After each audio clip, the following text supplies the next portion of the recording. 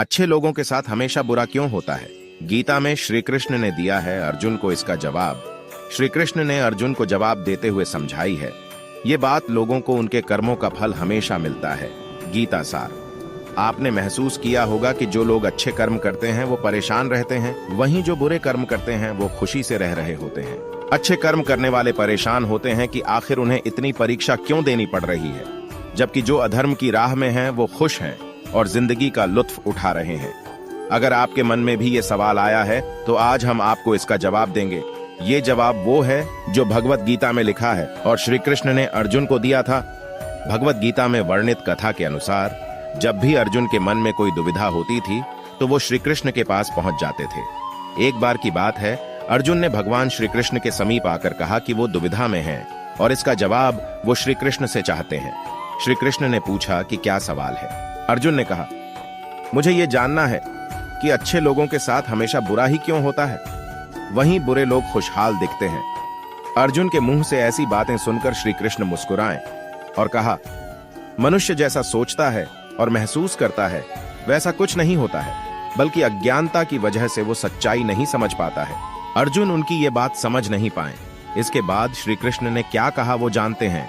श्री कृष्ण ने अर्जुन से कहा, पार्थ, मैं तुम्हें एक कथा सुनाता हूं, उसे सुनकर तुम समझ जाओगे कि हर प्राणी को उसके कर्म के हिसाब से ही फल मिलता है।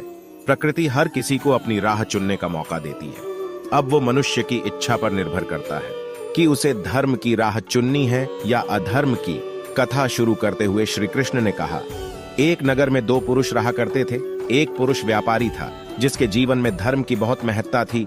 वो पूजा पाठ में यकीन रखता था। वो हर रोज मंदिर जाता था और दान धर्म भी करता था और हर रोज भगवान की पूजा करता था। वहीं दूसरा पुरुष बिल्कुल विपरीत था। वो हर रोज मंदिर तो जाता था लेकिन पूजा करने नहीं, बल्कि मंदिर के बाहर से जूते चप्पल चुराने। उसे दान और धर्म से कोई लेना देना नहीं था। समय बीतता गया और एक दिन बहुत जोर की बारिश हो रही थी। इस वजह से मंदिर में पुजारी के अलावा कोई नहीं था। ये बात जब दूसरे पुरुष को पता चली तो उसने कहा कि ये सही मौका है मंदिर का धन चुराने का। पंडित से नजर बचाकर उसने मंदिर का सारा धन चुरा लिया। उसी समय धर्म कर्म में विश्वास रखने वाला व्यक्ति भी मंदिर पहुंचा।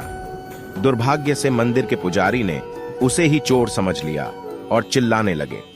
वहां लोग एकत्र हो गए और उसे बहुत मारा। किसी तरह वो बचते बचाते वहां से निकला तो दुर्भाग्य ने उसका साथ वहां भी नहीं छोड़ा। मंदिर के बाहर वो एक गाड़ी से टकरा गया और घायल हो गया।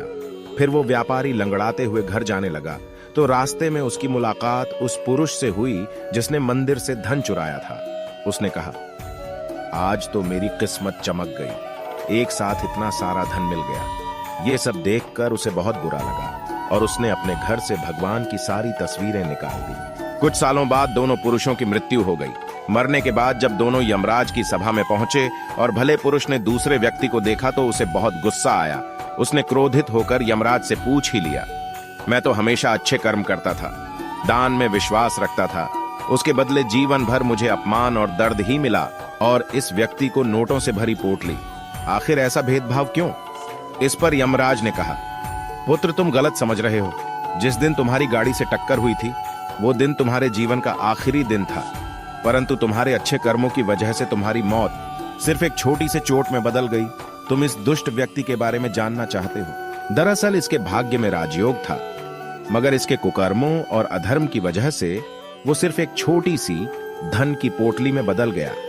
कथा सुनाने के बाद श्री कृष्ण अर्जुन से कहते हैं, पार्थ, क्या अब तुम्हें तुम्हारे सवाल का जवाब मिल गया? ऐसा सोचना कि भगवान तुम्हारे कर्मों को नजरअंदाज कर रहे हैं, ये बिल्कुल भी सत्य नहीं है। भगवान हमें कब क्या किस रूप में दे रहा है मनुष्य को समझ में नहीं आता है, मगर आप अच्छे कर्म करते रहें तो भगवान की कृपा हमेशा बनी रहती है। इसलिए अपने अच्छे कर्मों को बदलना नहीं चाहिए, क्योंकि उसका फल हमें इसी जीवन में मिलता है। इसलिए मनुष्य का फर्ज है कि वो हमेशा अच्छे कर्म करते रहें, क्योंकि श्री कृष्ण ने गीता में भी बताया है कि किसी के द्वारा किया गया कर्म बेकार नहीं जाता है, चाहे वो अच्छा हो या बुरा।